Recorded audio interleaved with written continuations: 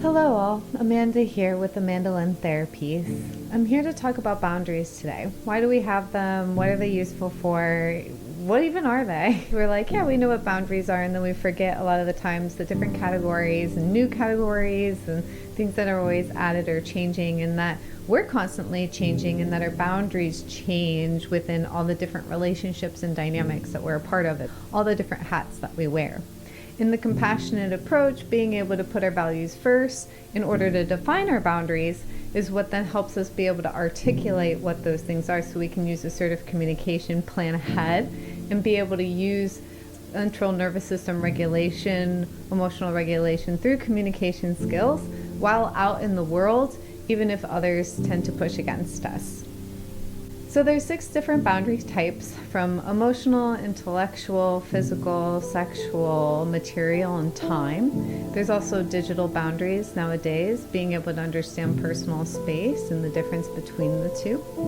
So healthy boundaries overall mean you're willing to compromise, you can use active listening, fair, healthy communication skills, taking turns, being present, focusing on one problem at a time, and not getting ahead of things or thinking about the future, being able to problem solve and emotionally regulate at the same time, all the while knowing your own limits and respecting others too.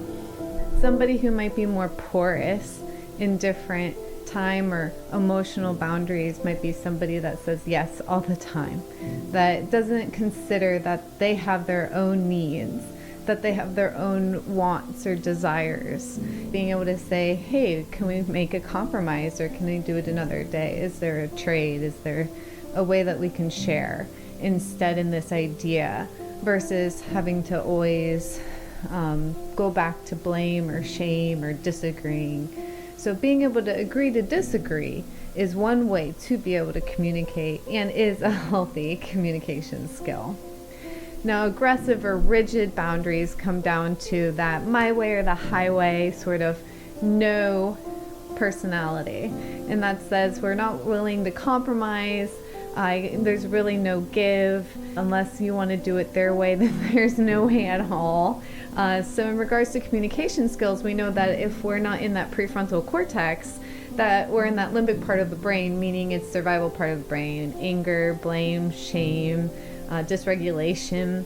Being able to then regulate, offer ourselves some coping tools, some time to be able to relax, to breathe, understand what our needs are, to then be able to articulate them, would then be able to have some compromises or some freedoms, even if it means no, I'm afraid, or is there stopping you or holding you back, or is there a reason that aggression comes out, or irritability because your own wants or needs aren't being met in the meantime, and so why give it to anybody else? So self-regulation is a huge bonus of being able to understand yourself, being able to empathize with others, as well as not overgiving or forgetting about your own needs at the same time.